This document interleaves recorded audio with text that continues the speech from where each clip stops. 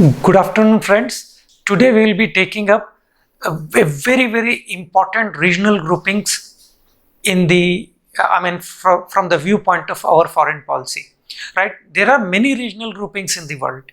As I said, post 1990, it was basically, the regional groupings started constituting important part of international relations, right? So the thing is that let us see what this uh, why the idea of regionalism in global politics emerged. Firstly, before that, let us be clear about a region, particular, what do we mean by a region in global politics? By region, we basically mean a group of certain countries which have certain kind of contiguities in terms not only of geography but sometimes culture, religion, and common historical events, many of these things. There is a lot of territorial contiguity and contiguities of other kind also, which is different from other regions. This is exactly what we mean by, see, regionalism in the international politics is the process of bringing a host of states belonging to a particular geographical region together. It is an attempt to foster among the neighboring states cooperation, harmony on a regional scale. The purpose of this kind of groupings, say, is threefold, or it could be combination of all the three. Earlier, it used to be largely for security and defense purposes. The classical examples were Warsaw Pact or NATO, or SEATO, CENTO, that is Southeast Asian Treaty Organization, or MIDO, Middle East Treaty Organization, like that, right? So these were basically military pacts. Purpose was security. If you are faced with a very powerful neighbor, or if you have certain common threats, then weaker nations used to unite together. During before First World War, as we have seen, triple Entente and triple axis, like that. Purpose is basically to ward off the threat which a weak country faces from a powerful country. So this was the basis of regional groupings earlier. But after some times, this focus shifted from security and defense purposes to economic cooperation and development, right? So there are many such groupings like European Union, like NAFTA, North Atlantic Treaty Organization, or North Atlantic Free Trade Area, something like that, of which Mexico, Canada, America, all these countries are members. Then you have something like ASEAN, Association of Southeast Asian Nations, like mostly countries like Singapore, Malaysia, Brunei, Thailand, Indonesia, like that, right? So similarly, in our region is primarily South Asian region, for which we have a regional grouping called SAARC, that is South Asian Association for Regional Cooperation, right?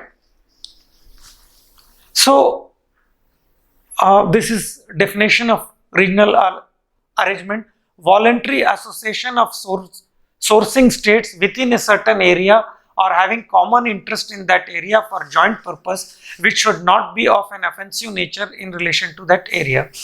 Regionalization may take the path of integration, as it is the case with European Union, or the path of cooperation, as is the case of ASEAN. There is a slight difference between a regional integration and regional cooperation. I'll tell you that later,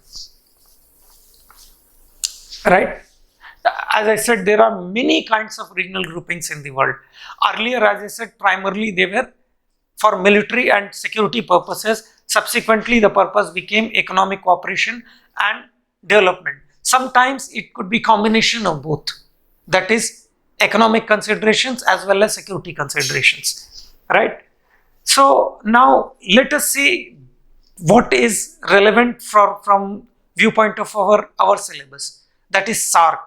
So before that, we should understand what exactly are the characteristics of this region. Characteristics of this region are that this is most densely populated region in the world, right? Firstly, let us be clear what constitutes South Asia. South Asia primarily, originally, consisted of 7 nations: India, Pakistan, Nepal, Bhutan, Sri Lanka, Bangladesh, and Maldives, right? So this is the region we call as South Asia. And the regional grouping, the one which came into the existence in the year 1985, is called as SAARC, that is South Asian Association for Regional Cooperation. SAARC, SAARC, South Asian Association for Regional Cooperation. So before we go into this regional grouping, let us see what exactly is the characteristics of this region. Firstly, as I said, it is most densely populated region in the world, which has almost home to 1/5 of the world population. Then it came into existence in the year 85, 8 December, right? With 7 countries. I already named these countries, or you can as well read from this, right? And 70% of the population in this region is poor. It is primary producing, means which relies on agriculture. Then this is also a region which figures very low in FDI. So sorry, HDI, Human Development Index. Then these are the characteristics of this region. And most significant character of this region is that it is Indo-centric region. I'll explain you what do you mean by Indo-centric. But before I start, let me tell you, SAARC is not an example of a very successful regional grouping as European Union or as ASEAN, as LAFTA, that is Latin American Free Trade Zone, or ECOWAS, that is Economic Organization of West African Nations. There are different kinds of regional grouping. Now let me clear the difference between regional integration and regional grouping. See, in case of grouping, there is only cooperation between independent states of that region, right? Whereas in regional integration, you have something called common parliament, common finance ministry, common currency, common system of arbitration, that is court. There are many things that are common in that. So European Union is a very classic example of integration, right? Whereas ASEAN is example of regional cooperation, right? So that is slight difference between regional integration and, right. As I said, it is not a very successful example of a regional grouping. We will see it later, why and how. Firstly, be very clear about the characteristics of this region. Firstly, as I said, thickly populated, densely populated region in the world. Why? Because it is home to 20% of the global population. Then it figures very low in HDI, Human Development Index. It is a region inhabited by maximum number of poor people. Then third, it is primary producing, means at least 75% of the population depends on agriculture. Then as I said, it came into existence in the year 1985 with 7 countries: Pakistan, Nepal, Bangladesh, Sri Lanka, Bhutan, and Maldives. But one of the most significant character that impacts the relationship in this region is it is an Indo-centric region. I'll write down once again: Indo-centric region. What do you mean by that it is Indo-centric region? Indo-centric region means dominated by India. This region is dominated by India. India is the predominant country in this region. Now, how do you think India is predominant? Look at certain basic facts. See, India is at the center of all these countries. Even geographically, if you look at South Asia, India is at the center. India shares land or maritime boundaries with all these 6 countries, whereas none of them share boundaries with each other, except perhaps Nepal and Bhutan. But again, you have India in between, that is Sikkim, right? So the thing is that it is Indo-centric region. Why it is Indo-centric region? I told you it is at the center. Then size. India constitutes almost 70% of the landmass in this region, and its population is 3 times the population of all these 6 countries put together, right? So, and India has too many things in common with all these countries, whereas none of these countries have anything in common with each other, right? So these are the reasons why it is called as Indo-centric region. Like India shares borders with all 6 countries, none of them shares border with each other. Then on account of its size, military strength, economic strength, international influence, India has a preeminent position in this region, right? Population wise, India is 50 times that of Sri Lanka and Nepal. India has 80% of economic potential in this region. It is the dominant political power in this region. It covers 75% of the land area, and its population is 3 times than the size of combined population of all other 6 countries, right? So look whichever way you want to. It is Indo-centric region. Why? Because India represents 80% of the output. India constitutes 75% of the landmass. Out of 7 countries, only one India is 75%. Its population is 3 times the population of all other 6 countries put together. Geographically also it is at the center, whereby India shares borders with all other countries. None of them share borders with each other, right? Then economic strength, military strength, nuclear strength, global influence. India is head and shoulders above all its neighbors, right? As a result, this has led to a kind of asymmetry in the relationship, right? Asymmetry means this has, absence of equality, right?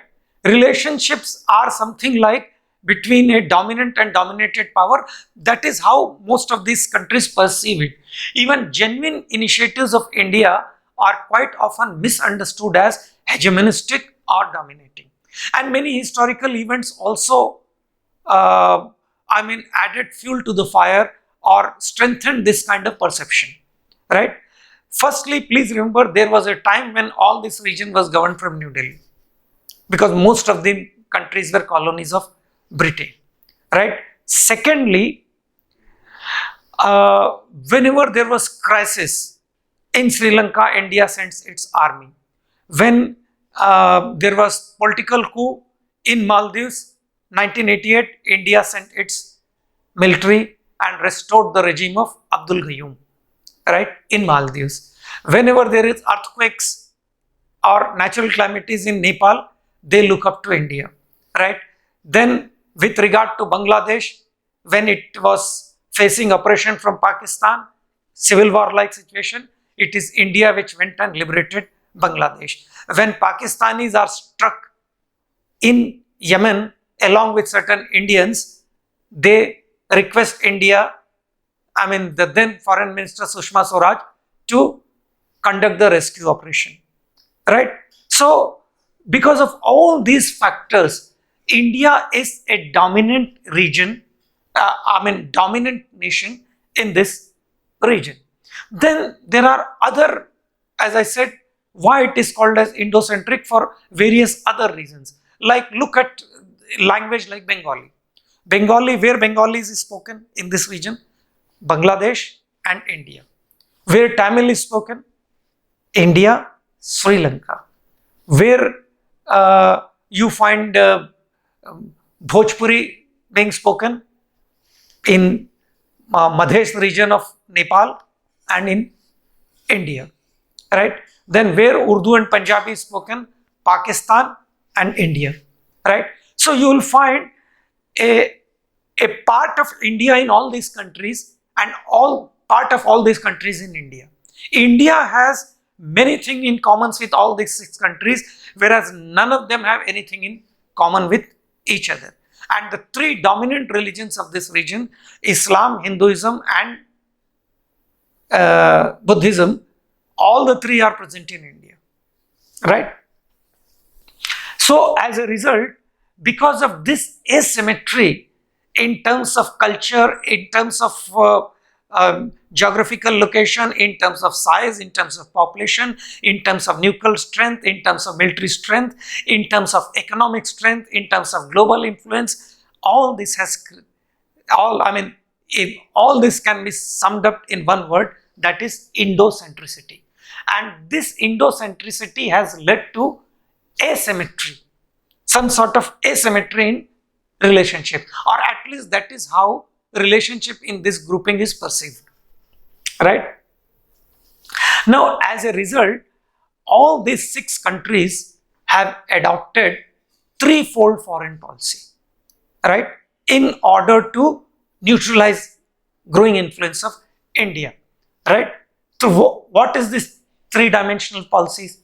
Internationalize the bilateral dispute. Pakistan does it with Kashmir, Bangladesh does it on the issue of sharing of river water, Nepal does it on the issue of say citizenship, or sometimes with regard to blockage, Sri Lanka does it on the issue of Tamils, right? All these countries, in order to embrace India, they try to internationalize a bilateral dispute. Second, entering into alliance with extra-regional power to counterbalance India, right? They feel that this is the way we can neutralize India. We can prevent India from dominating over us. Again, I am not saying this is reality. This could be perception. But as I said, in international relations, in politics, or in life itself, right? It is perception that shapes the events rather than reality, right? So that is how India is perceived in these countries, right? Entering into that, that's the reason why they want to neutralize India by involving, a extra regional power like China, it could be United States, right? Of late, it could be Saudi Arabia, right? Or especially when it comes to religious issues, of late it is Turkey also, right? So the thing is that these are the threefold foreign policy. First, internationalize the bilateral dispute. I already told you, entering into alliance with extra-regional power to counterbalance India. Then interact closely with extra-regional powers at bilateral level, multilateral levels, so as to reduce their economic, political and security dependence on India. And primarily the countries which are responsible for this is China. Especially look at their policy of string of pearls, that is to contain India by increasing its bilateral cooperation with all these countries, right? So these are the 3-dimensional foreign policies which these countries adopt as a result of Indocentricity, right? As I said, even genuine initiatives of India are misunderstood as hegemonistic, or they feel that India is trying to act as a big brother, right? Now, there are many historical factors also why it is like this, because somehow, because of historical reasons, they have all kinds of problems in this region, like problem of ethnicity, disputes with regard to border, with regard to sharing of river waters, with regard to treatment of minorities, with regard to what should I say?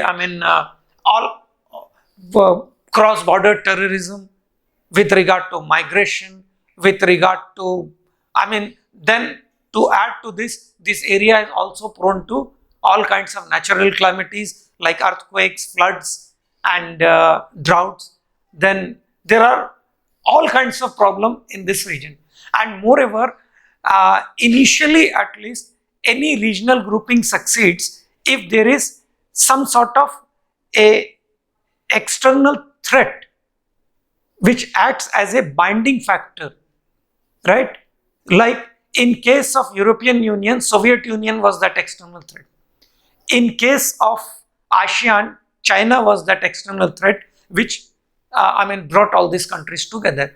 But in case of SAARC, all these countries consider each other to be threat, right? So the thing is, this is leading to, some sort of a suspicion and lack of cooperation in this particular regional grouping, right? See, right from the beginning, as I said, there are many historical factors which is influencing the relationship now, and we inherited many kinds of disputes, as I said, with regard to sharing of river waters, border disputes, land disputes, and disputes with regard to ethnicity, with regard to migration, with regard to citizenship issues, with regard to terrorism, with regard to cross-border terrorism, right? Because of all this, we see cooperation within the region is not being extended to the extent desired, right? So, right from the day one, there was a negative mindset, right? Smaller neighbors of India formed some sort of a coalition to oppose and counterbalance India.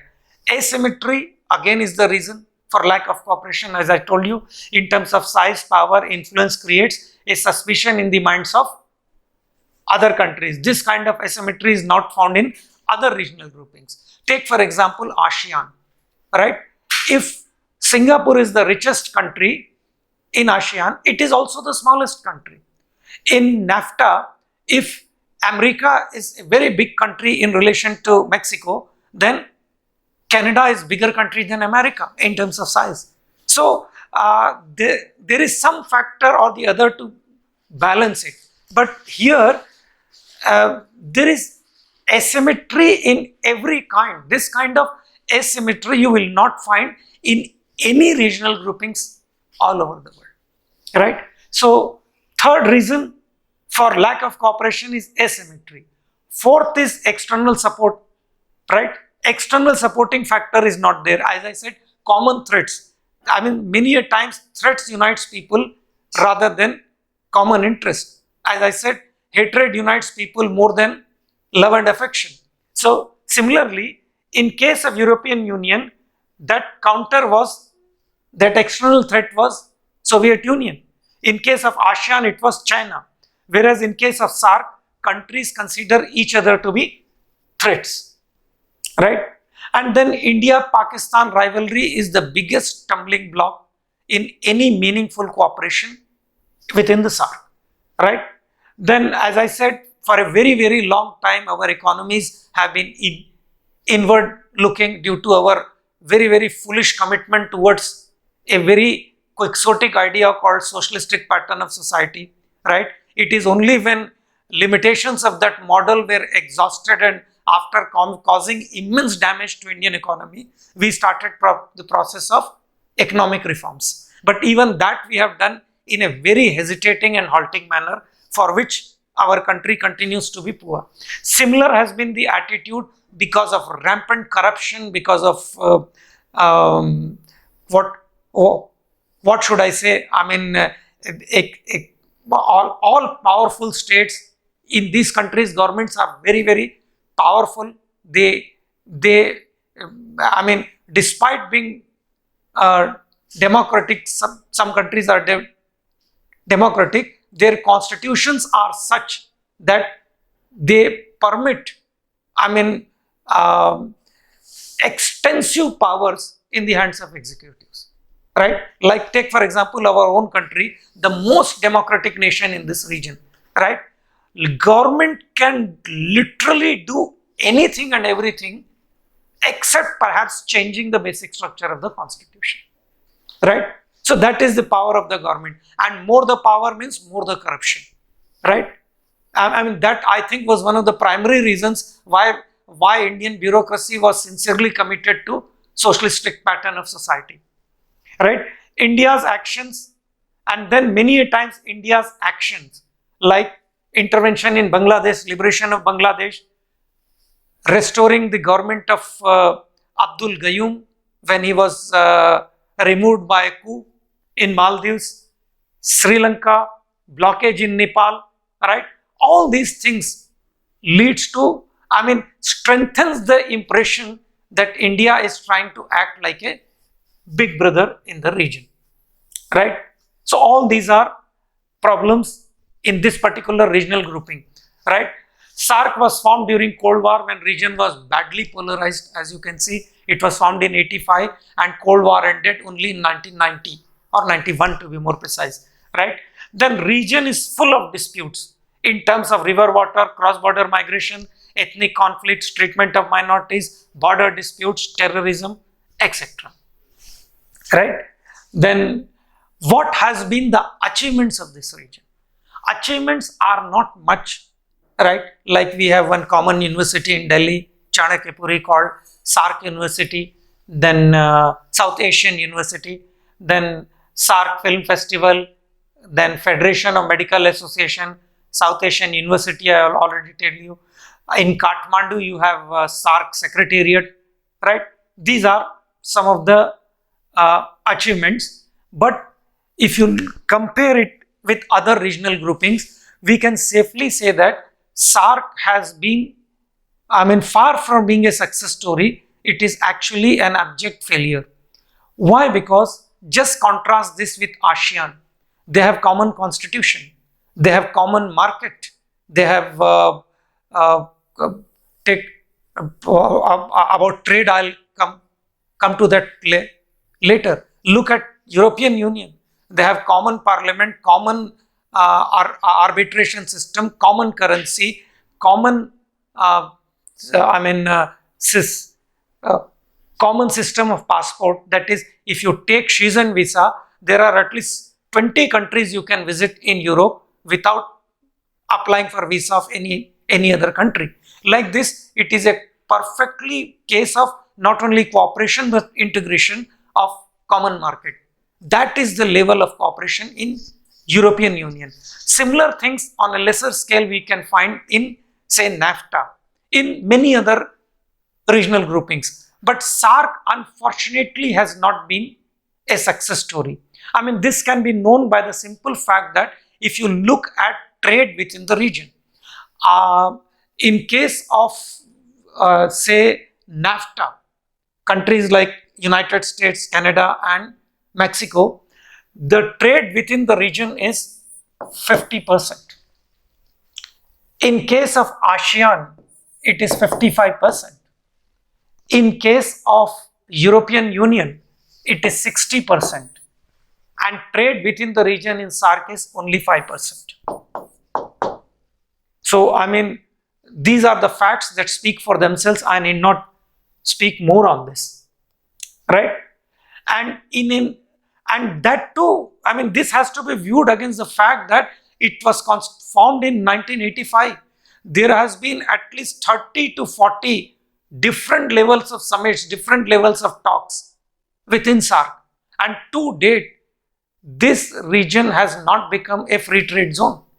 You will be surprised to know that we have free trade agreement with ASEAN countries, but not within this region, right? Because of many reasons that I told you. And today the primary reason is India-Pakistan rivalry, right?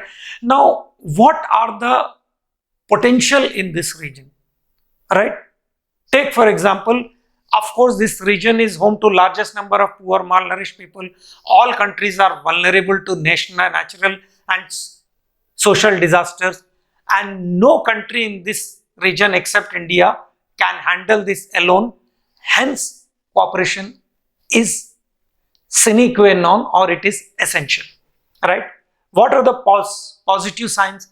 Economies are opening up, democracy is taking roots, located near economically vibrant region, civil societies are strengthening in this region. Later developments, India is taking steps to normalize relationship with these countries. And just imagine a market of almost 150 crores people holds such an enormous opportunities for trade and investment. Then cooperation, all these countries actually can become complementary to each other, right? And which could be a win-win game for all other countries. Just imagine Pakistan giving corridor to India from Pak occupied Kashmir to Afghanistan, right? It will be a tremendous boost for trade and investment, not only for India but for all this region, right? So then there can be cooperation in areas like water, gas, oil, tourism, textile, rural development, governance, energy, combating terrorism. All these can be areas of cooperation. Then there were efforts. I'm not saying that no efforts were done.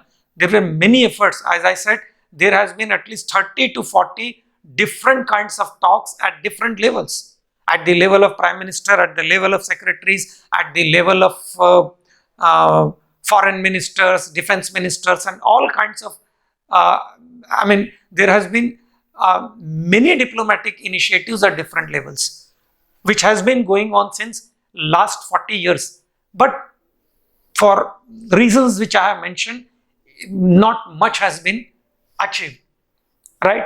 Like SAFTA was signed in 1993, in which it was agreed that tariffs will be reduced step by step. We will achieve the objective of making this entire region a free trade area. But that did not happen. Many a times it failed, and when it appeared that it will be successful, Pakistan started raising the issue of Kashmir, right? So these are the problems. As I said, even today intra-regional trade is just 5% of the total trade, whereas the figure is 60 in case of EU, European Union, 55% in case of ASEAN, and 50% in case of NAFTA, right? Then it is region where politics takes the front seat and economy the back seat, right? It is the least ambitious trading agreement. It had gone for positive list without binding commitments for time-bound manner. Like there were certain agreements that tariffs will be reduced on products of export in this region, and sometimes it was even assumed that it will be brought down to zero. But again, that did not happen. Most of these agreements remained on paper, right? That items on positive list were hardly treated.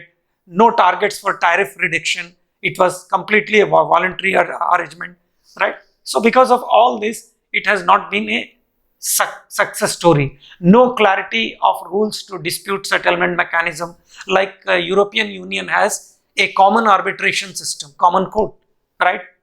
So this is the reason why SAARC has not been a very successful story, despite 35 or 40 years of existence, right? It has not achieved much, right? So this is about SAARC. Now, possible questions could be on Indo-centricity and its implications for foreign policy. So this is one topic I will not only, which I have covered, but I will also be teaching you how you should go about writing your answers. Just we will try to recollect what we have studied in short, right? See, like what is a region, right? Why regional groupings takes place, right? Then examples of certain, what is the difference between integration and cooperation? As I said, European Union is a model for integration because they have common currency, common common court, common parliament, common finance ministry, common reserve bank, right? Whereas ASEAN, case of cooperation at the national level, right? Then There are various other regional groupings which I have mentioned. Then after that, South Asia region is, before you try to analyze about South Asia, try to understand what are its characteristics. Characteristics are primary producing, densely populated, low in HDI, which includes poverty. Then it is basically an Indo-centric region, right? Why it is Indo-centric? In terms of size, in terms of population, in terms of military strength, diplomatic strength, global influence, military strength, economic strength, India is head and shoulders above all these countries. In terms of location, history, culture, all, because of all these factors makes this region Indo-centric region. And then what are the implications for Indo-centricity? These 6 countries adopting threefold foreign policy, right? What is threefold foreign policy? That is trying to internationalize regional dispute, 2, trying to involve extra regional power, then entering into bilateral agreements with extra regional powers in order to neutralize India. Because even genuine initiatives of India are often being misunderstood as hegemonistic and dominating, right? So this asymmetry has led to this kind of threefold foreign policy. I already covered that.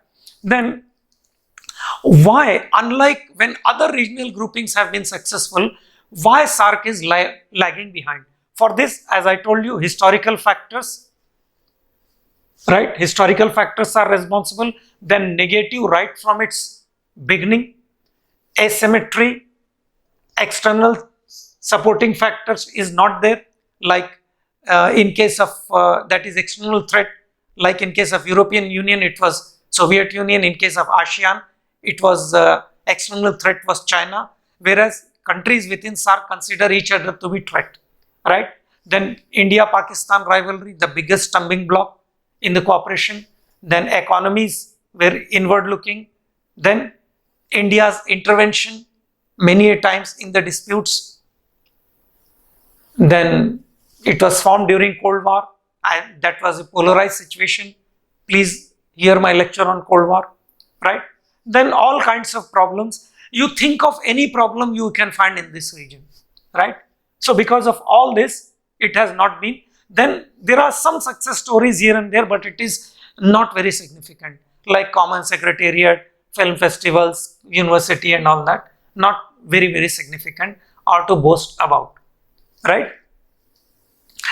Afghanistan became full-fledged member then China, Japan, EU, USA, Iran were welcomed as observers, right? Now, whether this area has potential? Yes, this area has potential. As I said, a market of 150 crores people offers huge opportunities in terms of trade and investment, right? Then when we have certain common problems like poverty, like imbalanced regional development, like unemployment, so we can, on all these matters, we can cooperate with each other, right? Then positive signs, as I said, economies are opening up, democracy is taking root, civil society is getting strengthened, right? So all these are positive signs, but these positive signs have to date has not made any significant impact. These are the things I have already told you. Then all these countries can be complementary to each other, since this region is situated in economically and strategically most significant region of the world. Then cooperation in these areas like water, gas, tourism, you can read it, right? Then some initial steps were taken, but not much success because of the factors which I have already mentioned, right? Then these are the reasons why cooperation is not taking place, right? I have also gave you how intra-regional trade is quite insignificant when compared to European Union, NAFTA, or for that matter, ASEAN, right? So these are some of the agreements which, right. Now question arises, how you are going to write answers. The question could be on Indocentricity and its implications. Now here I will not only explain you about SARC.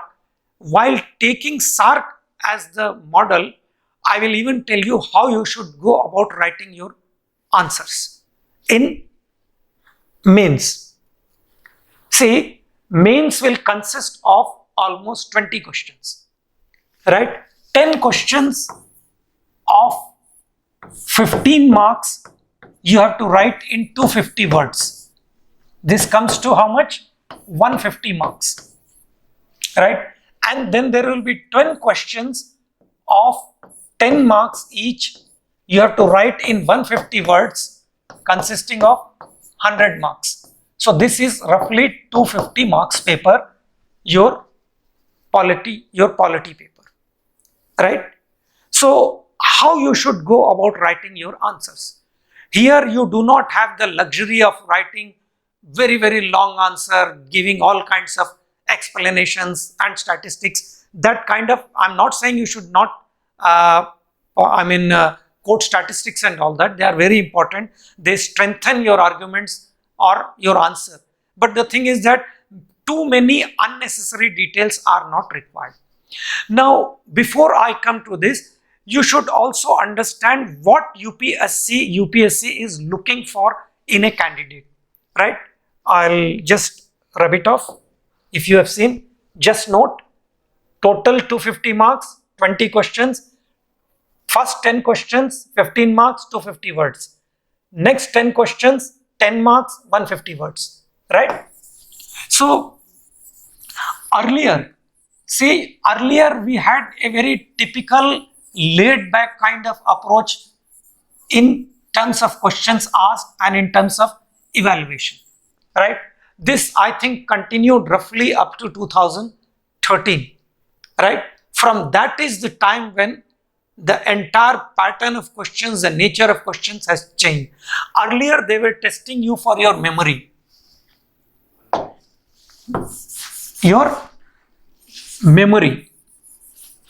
And second, your ability to remember, recollect and reproduce, right? Earlier they were testing you for these qualities. These were the factors that were being looked into your answer. That is the way you remember, recollect and reproduce your answer. But as I said, the complete pattern changed completely from 2013. Now no more you are getting straight questions, and nobody is going to ask you questions that is going to test you for these qualities. Now, what are the qualities for which you will be tested? You be very clear, because this is the these are the things which normally your teachers are not going to explain you, right? And ultimately, let me tell you, if many a times I was asked, sir, we study so much, but unfortunately we are unable to clear it, right? Quite logically, they might have studied so much and other things. So what is the factor which ultimately tilts scale in your favor, or creates the difference between success and failure in UPSC? If you ask me there are many factors, but if you ask me the most significant factor, I will always call it as answer writing. Your answer writing skills. Answer writing skills. In fact, your answer writing skills is like your introduction to an examiner. It is like your biodata. The way your CV biodata is looked by the interview board even before you enter. Similarly, your answer, what is that you are going to write, is your introduction. Because examiner, person who is correcting, will not know who you are, right? So that introduction should be very impressive. I repeat, the factor which tilts the scale in favor of successful candidates, or the one factor which makes difference between success and failures in UPSC exam is answer writing. There are other factors also, I'm not saying, but the most significant factor, I tell you, this is responsible for 70%. Other factors are, say, 30%, right? This is the most significant factor, and for that you will have to practice, you have to cultivate your answer writing skills. Now you may ask me, sir, how we should enhance our answer writing skills, right? For that let me tell you, already I have told you, for that you should know what the potential examiner or UPSC board is looking in your answer, right? As I said earlier, it was primarily memory, your ability to read, recollect and reproduce on paper. But that's not the case. Today they are going to test you for many qualities, right? On many factors. And these factors are, as I said, besides memory will play not a very significant part here, right? It is your ability to articulate.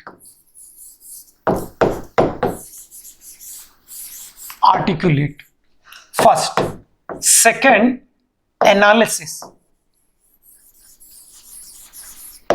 Third, organization.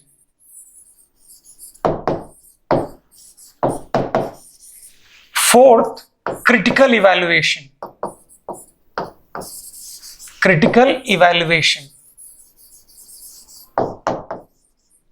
Fifth, originality.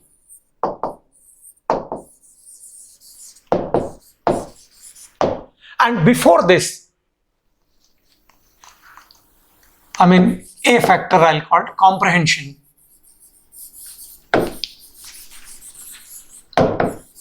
See, these are the things for which, pardon me for my hopeless handwriting. See, the thing is, what is that? Before you write, just think it over.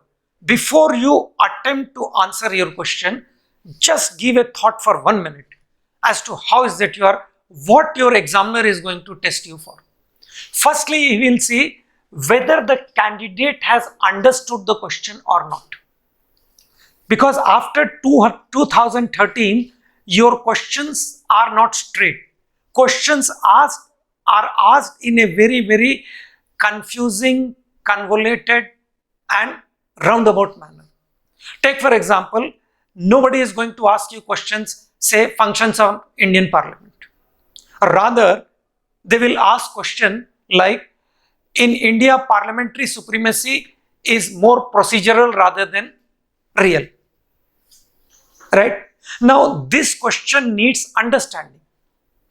Right? Now, you tell me what is it you are going to write here.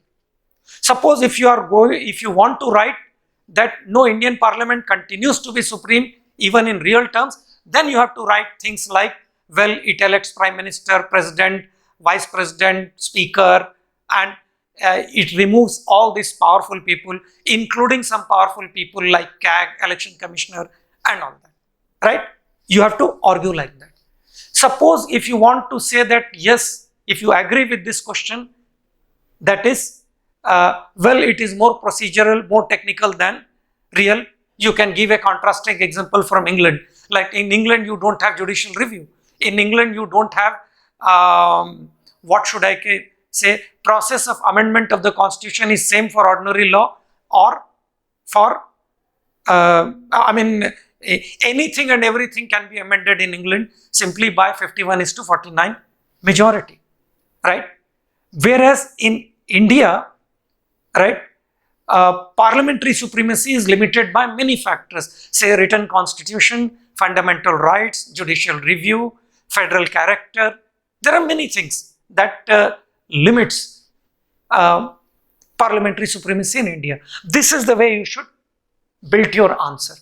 Because as I said, nobody is going to ask you straight question, say features of Indian constitution or functions of Indian Parliament. I'm not saying straight questions will not be there, they may be there, but they are always in minority. If you do not believe me, just try to look into the question papers from 2013 to date, right? So the thing is that questions will be asked in round, most of the questions, at least 80% of the questions will be asked in roundabout, convoluted, confusing manner. So first thing which examiner is going to look into your answer is whether you have understood the questions or not. Comprehension, your ability to comprehend. Why? Because tomorrow if you become collector, if some problem comes, firstly you must understand what the problem is. Then only you can think of taking action. If you take action in such a thoughtless manner, you will be a failed bureaucrat. So similarly, these qualities must be reflected in your answers. Qualities of a successful, of a deserving bureaucrats must be reflected in your answers. The first thing which an examiner will look into your answer is comprehension, whether you have understood the question or not. Suppose if I ask you, if there is a question on schedule 5 and 6, you know, that deals with tribals. Nobody is going to ask you questions like what are the different tribes in India or where areas where they inhabit, because it is simply a test of memory. They will be asking you a question like process of development has contributed to the underdevelopment of underdevelopment of tribals, because there is neat overlap between forest, tribals, minerals and Naxalites. Explain this in view of internal security threat to India. Now, examiner will see whether you have understood this question or not, right?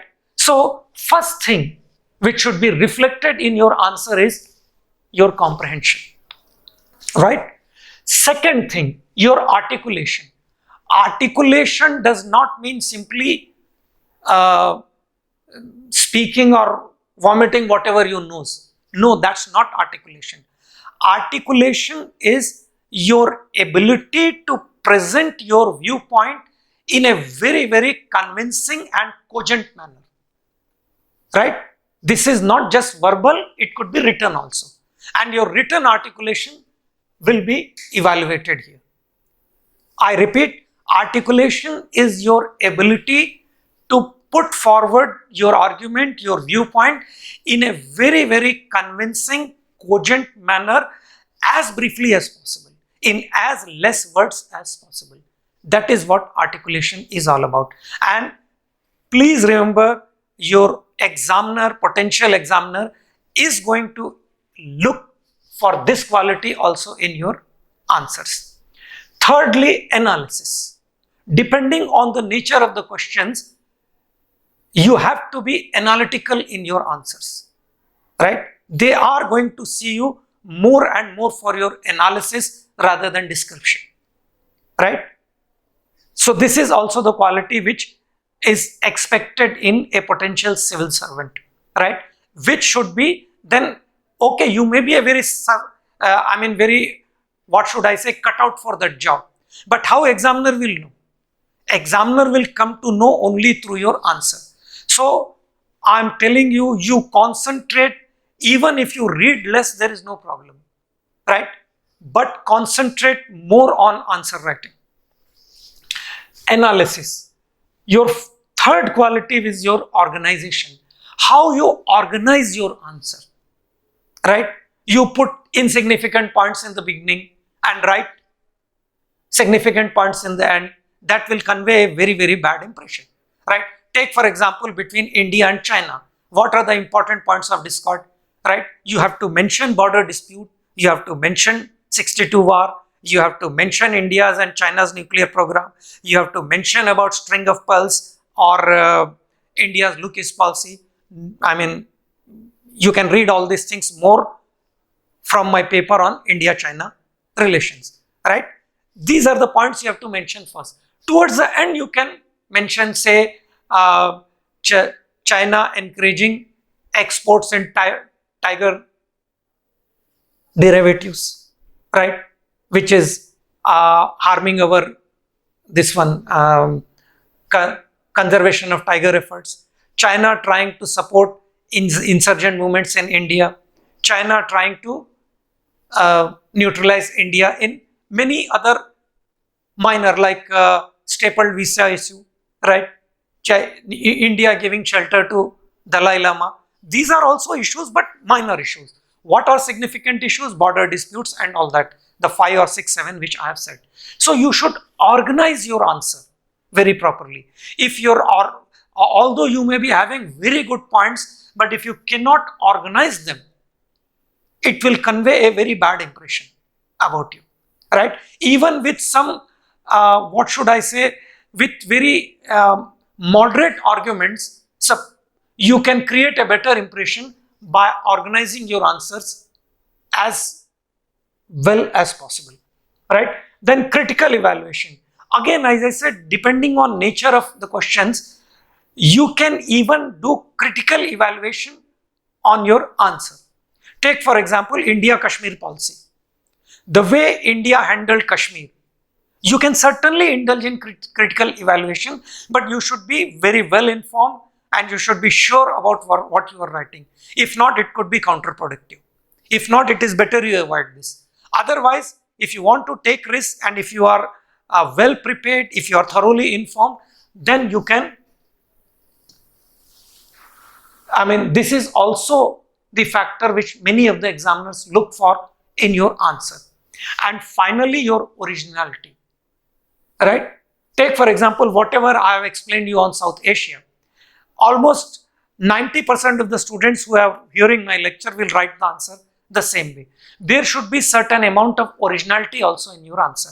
If not, it will simply look copy from the book or copy from the colleague or copy from, say, journal or a magazine, right? There should be originality, not only the way you write, the way you choose words, but if possible, let there be originality even in the points that you choose and the way you reflect them. So these are the things, these are the touchstones on which you will be evaluated.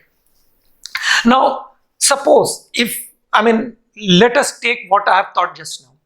If the question, nobody is going to ask you the question like, what was the trade within this region in 1986 and what is today? And you write, well, it has increased from so many crores of rupees to so many of crore rupees, or it has gone down to that extent, or whatever it means. Nobody is going to ask you this kind of questions. You be very clear. Question could be Indo-centricity and its implications. Now, how is that you are going to write it in 250 words? Just write 1 or 2 lines explaining what is a region. 1 or 2 lines, not more than that, right? Because, one more quality which they are looking for in your answer is focus. F-O-U-C-S, focus. You should not deviate from the focus of your topic, right? Like in this question, Indo-centricity and its implications, what is the focus? Indo-centricity and its implication, that's all, right? Nobody is going to ask you why trade has not been successful, why this and all that. What is Indo-centricity and its implications? For that, just 1 line, complete 1 or 1.5 lines, say what is a region, why regional groupings come into existence, that is again 2 lines. That is because of military reasons, earlier for security, now for economic cooperation and development. Now, after these initial 3-4 lines, straight away come to South Asia, right? Explain what are the characteristics of South Asia in just 4 or maximum 5 lines, right? That is primary producing, right? Densely populated, then low in HDI, right? Then it is an comes straight to the point, Indo-centric region, right? Now explain what is Indo-centricity. Like, how is it you are going to explain Indo-centricity? As I said, in terms of geographical location, in terms of size, in terms of military strength, in terms of economic output, in terms of global influence, in terms of nuclear strength, military strength, size, population, India is head and shoulders above. Culturally, geographically, historically, it is for by all and any yardstick, it is an endocentric region, which has led to asymmetry. This kind of asymmetry we will not find in any other regional groupings, right? Then explain, based on these factors, explain endocentricity. And what are the implications of this? Because this is what is expected in question, you should mention threefold foreign policy. And if space permits or time permits, you can even add this. Of course, even if you stop here, no problem, but give a very good conclusion, right? The last quality is conclusion. So these are the 7 or 8 yardsticks on which you will be evaluated. Now, conclusion you can give why there is not why SAARC is not a success story. Instead of writing all stories, simply mention in one line, right? Endocentricity, asymmetry, lack of external threat, right? Inheriting many historical disputes from the history, partition, river water disputes, land border disputes, all other kinds of terrorism, India-Pakistan rivalry, just in one paragraph. And then conclude that this region has huge potential, population of 150, all these nations can be complementary to each other. 1 or 2 statistics, the one which I said, intra-regional trade 5%, in case of European Union 60%. So this is how you should go about organizing your answers, right? Writing your answers. As I said, answer writing is the one and most significant factor which is going to make difference between success and failure, right? So let me recollect what are the qualities. They are earlier, as I said, it was your ability to, your memory, your ability to read, remember, recollect and reproduce. But today, your ability to comprehend, number 1. Articulation, as I said, articulation is not merely your ability to express. Articulation is your ability to express in a manner which is very, very convincing and cogent. Analysis, there should be as much analysis as possible in your answers. Then organization, how best you organize your answers. That is from significant points to less significant points. Even if you can number them also, there is no problem, right? Then critical evaluation. Depending on the nature of the questions, you can indulge in critical evaluation also, right? Then originality. As I said, 80% of the students will simply reproduce what I have told about South Asia. Do that, there is no problem, but do it in a very original manner. Then focus. Don't deviate from the focus of the question, right? You should always stick to the focus. Like, as I said, in case of SAARC, complete those peripheral points in 1122 lines, like nature of this region and all that. See, peripheral points should not be given much importance. Core, central points, you must focus on central points. Like in this present case, endocentricity. What is endocentricity? What are its implications and conclusion? And finally, give a very, very catchy, if possible, or a very decent conclusion. So this is the way you should go about writing your answers. Here I have not only explained you a topic called regional grouping South Asia, but I have even explained you how you should go about writing your answers and the qualities which your potential examiner is going to look into your answers. These are the 7-8 qualities: comprehension, articulation, analysis, organization, critical evaluation, originality, focus and conclusions, right? And I repeat, it is this factor which influence your selection, which will be responsible for your selection to the extent of 80%, right? With this, I conclude. Thanks.